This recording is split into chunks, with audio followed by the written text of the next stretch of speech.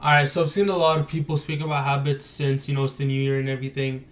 And I see those, the feel good YouTubers saying, oh, how to build habits, how to quit bad ones. And like, I don't know, they never really teach you what to do. And you're probably the person listening to their advice and then relapsing a week or two in. So basically pointless. But the one thing that they get right is that it's actually important to build habits. Because what differentiates a loser from a successful guy is just the habits that they do.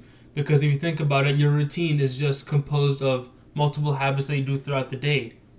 That is why people emphasize, the millionaire morning routine or the millionaire night routine. The reason why you should aim to build habits is because, habits are something that you do without thinking about.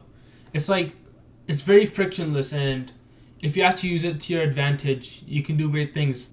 Like, that is why going on your phone and sitting all day in bed seems easy, because you've built that habit over time. So you do it without even thinking about it. That's why you're scrolling on TikTok unconscious. And that is why you find 1 hour of deep work to be really hard when the successful guy has the same difficulty but with 5 hours. So you see, because he's built the habit, so 1 hour, 2 hours, 3 hours of deep work isn't really that hard for him compared to you, because he's built that habit. So these hardworking guys just wake up and without thinking, they're already doing the productive stuff that you're probably not doing. Now you're probably asking yourself, like, okay, if it's important, how do I do it? How do I build the habit? And how do I actually stick to it? Because right now I'm just as useless as every other feel-good YouTuber, because I'll tell you what's important but never actually teach you how to do it. So that's what I'm going to get into in this video. So as I started my self-development journey, like not that while ago, like 5-6 months ago, like I hope you guys don't think I'm a rich guy, like I'm just like you. But I'm just trying to teach you from the little things that I know. But yeah, anyways, one of the first skills that I actually learned to do and made it a habit was just reading books. And the first book that I stumbled on and read was Atomic Habits. Like, if you're into this space, then you definitely know what Atomic Habits is. I definitely recommend it to anyone starting their journey. This is like a first book thing, because, bro, this thing changed your life, So this video is basically just going to be the ideas from this book and how I actually implemented those ideas into my own life. Like, I'm not just going to give you a book summary. I'm going to tell you how I actually used it to improve my life and actually build the habits. Anyways, let's just get into it. And by the end of this video, hopefully you learn how to actually build a habit or quit a bad habit. So in this book, James Clear talks about basically how a habit works, and he basically calls it the habit loop or just a habit cycle, And the habit cycle is basically composed of 4 phases. So phase 1 is just the cue or the trigger. So basically it's like when you first wake up and then you see a notification on your phone. So that's the trigger. So phase 2 is the craving. So that's the craving you get after you feel that trigger. So in this case, just going on your phone because you saw that notification. Phase 3 is the response, is actually you acting on your cravings and then checking your phone. So number 4 would be the reward, and in this case it will be just you satisfying yourself by reading the message or checking the notification. And now you've associated grabbing your phone with seeing that notification or hearing the notification. So that's basically just how a habit works. Alright, so let's do another example. Let's do binge eating, since it's really common, just like checking your phone. And in this case the trigger would be smelling or seeing the food, let's say cake, right? And then the craving would be, just to eat that cake. It smells good, right? It tastes good. And then the response would be eating the cake. And then for most people, it's not just the cake. And then you check your fridge, you check your pantry. Next thing you know, you ate 5,000 calories in 20 minutes. And 4 would just be the response. You basically eat until you're about to puke. But, you satisfied yourself, and now you associated eating, binge eating with seeing or smelling cake or whatever it is. Now, believe it or not, you can use this information to actually build a habit loop around an actual productive and beneficial habit instead of, the 2 bad ones that I mentioned. But in this case, let's say journaling. So the trigger would be you waking up. The craving would be wanting to journal and write. And then the response would be either going on your journal or your computer, phone, wherever you journal. Like I do on Notion, so it's my computer. And the reward in this case would just be satisfying yourself by writing out your thoughts. So you're basically associating now journaling with waking up. So Now this isn't it. James Clear actually goes further and then makes 4 laws around the 4 phases of a habit loop. I think he calls them the 4 laws of behavior change. But he basically makes a law for each. So for cue, craving, response, and reward. So the first law, which revolves around cue, and it is to make it obvious. So let's say, you know how I told you I built the habit of reading books? Like this is the book I'm reading now, the 4-hour work week. I'll probably do a review on that later, just like I'm doing a review on this now. So, subscribe and keep notifications on in case I make that. And I'll probably make a book playlist. I'll talk about that later. Anyways, so let's say I want to build the habit of reading books. So to make it obvious, which is the first law, right? Around cue, I would put my book by my nightstand. So it's out there and I always can see it when I'm in my room. So the second law, which is about craving, is to actually make it attractive. And one of the strategies that I've actually implemented is to give myself a reward after the habit so that, to actually make it attractive. Like in the case of reading books, I read books right before I sleep. I find that it calms me down and gets me ready to sleep instead of, going to sleep full of thoughts, just overthinking. I can't really sleep when I'm overthinking. I read the book and then I go to sleep right away. So it's actually attractive. Like I need to read the book in order to then go sleep. The third law, which is about response, is to make it easy. So James Clear says to basically make a 2-minute habit rule. So like for reading books, like he basically says just make the habit of reading 2 minutes a day and you'll find that you'll stick to your habit way more. So then, you can start with 2 minutes a day, but then the days you feel like you can read more, then you read more. But, you're only actually forced to read 2 minutes minimum. And then, throughout time, you'll actually read more than 2 minutes, right? And then let's say one day you just really don't feel like it, you can still just do 2 minutes. And that way you can still feel productive and not feel like you're slacking off. And then the fourth law, which is about reward, is just to make it satisfying. So what I do in this case for the fourth law is I basically just, I enforce it in my mind that, like for example, reading books is going to help me out. But I actually tell it to myself because you won't really feel the effect of it like a week in, maybe a month in, but over time it actually really helps with your knowledge, your vocabulary, and, I just enforce it in my mind that it'll actually help me out, and that's what makes it satisfying for me. So you can do whatever you want.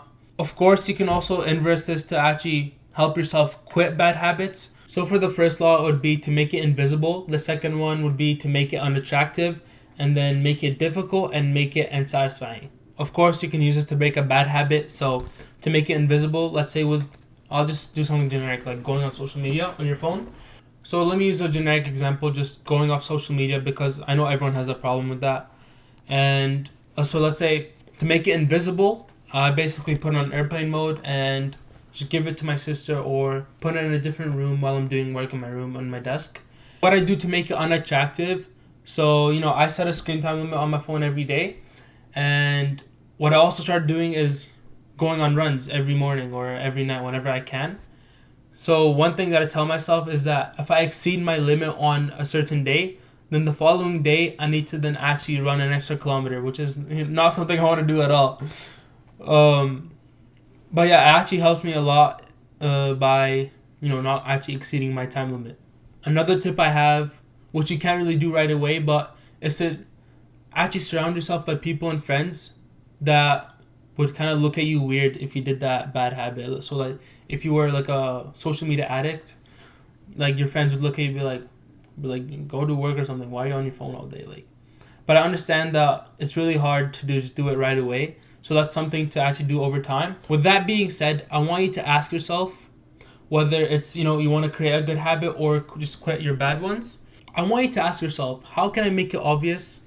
How can I make it attractive? How can I make it easy? And how can I make it satisfying? Another thing you can do is actually start a challenge with your friends or family, if they're actually the type of people who want to do that. So, like I said, surround yourself by people who actually want to change their lives and, think like you. So you can basically do a challenge and say like the person with the least screen time in total, like for a whole month, gets like $100 from each person. And, that's actually smart. That's a smart thing to do. But, it just depends if your friends or family are people who want to do that.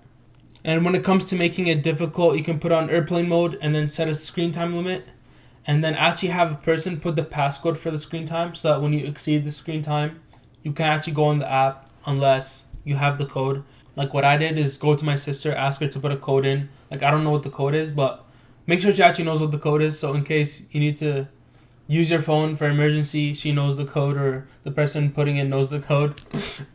And to make it unsatisfying, what I do is just, I don't know, I make myself feel guilty and shameful when I do something bad, or like I waste a whole day just on my phone. So then that kind of helps me to not want to do it again.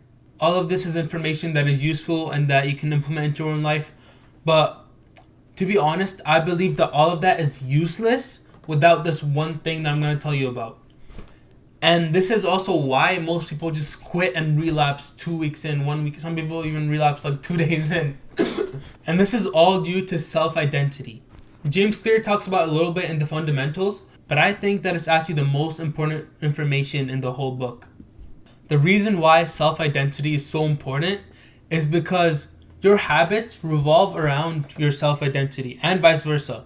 Your self-identity then, revolves around your habits. Since most people, including you, have spent the majority of their lives, just doing bad habits and being a loser, basically. Like for me, like I'm 17 years of age, almost 18, and for at least 16 years of my life, like I haven't really been a productive and a hardworking person. So my self-identity naturally is just mostly revolved around being a lazy person or, a loser.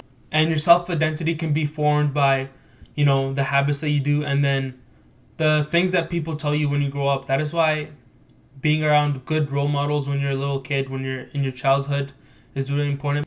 And that is why when most kids, grow up and people tell them that, their parents tell them they're stupid, or even their teachers tell them they're stupid, they're lazy, and I don't know, whatever, they're ugly, they're fat, when they get bullied. That forms their self-identity, like just naturally, like without them even thinking about it. So the first step they actually need to take is to change your self-identity, how you view yourself, because if you're not confident about yourself, if you don't love yourself, then how are you going to expect others to think that you're confident or love you or respect you, Like, if you had the self-identity that you were a winner, that you're a hard worker, you're successful, you would portray it because, you'd walk straight, shoulders up, chest back, and, bro, comparing this to then slouch forwards, if you identify yourself as a gamer, as a lazy kid, you're just gonna be that awkward kid that no one really knows or even like notices. Anyways, so ways you can do this is, go in the mirror right now and tell yourself, I'm successful, I'm an alpha, I'm an Adonis, like I'm a hard worker, I'm gonna be rich, or I feel like I'm rich already, like, or I'm attractive, like everyone wants me or everyone respects me, like I'm confident, Tell yourself that in the mirror every day. Like I know it sounds cringe me telling you this right now. It sounds cringe when someone actually tries to teach you about this, but if you actually do it, it'll help you. Like go in your journal, speak about, how are you gonna be so successful, the things you're gonna achieve. When you're setting goals, aim high. Like if you're making like $200 a month, be like, my goal for this year is 100K. It sounds delusional, but it actually helps because now you change yourself from someone who makes, like 2K a year to then 100K a year. Like imagine if you now identified as a top tier guy, an attractive guy. The way you'd walk around people is just like, even if you're not even attractive, even if you're a 4 or a 5, just you like portraying some kind of confidence, you're already up to a 6. So then people actually start noticing you, even if it's just a little bit. So then if you identified as a successful guy, as a productive guy, as a hardworking guy, as, a successful rich guy, then you'll do the habits and actions that they probably do every single day. So you'll journal, you will meditate if that's what you want to do, if you want to be calm and confident, right? You'd read books, you'd join courses and learn new skills. You'd work on your new business, whatever, even if it's just studying hard. If you identify as a smart student, as a hard worker, then you do the habits that correlate with that identity. So you'd work harder, you study harder, and then eventually you'll just get better grades. And then you wouldn't have to be delusional and then think about the self-identity because now you're actually living it. Like you actually show real proof of why you should feel that way about yourself. So if you're writing any notes or wanted a guide from this video, I'd say to first change your self-identity. Every day, Do it every day until you have proof and then no longer have to tell yourself it anymore. And then whether you're focusing on creating habits or quitting bad ones, then use the 4 laws that we talked about to then help you do that. If you have any questions, please comment down below. If you have any suggestions for the video production, the topics, I would appreciate it all. Since this is my first book review kind of video, I'm gonna make a book review playlist. And then over time, I'll just keep adding every book. So then over a span of time, you can have a bunch of videos to look at. Again, I'm reading this book right now, so I'm gonna make a review on it pretty soon. That's about it for the video. Now that you know how to build habits, I want you to watch this video on how to set goals and how you can use the habits and do it every day to then set your yearly goals, monthly goals.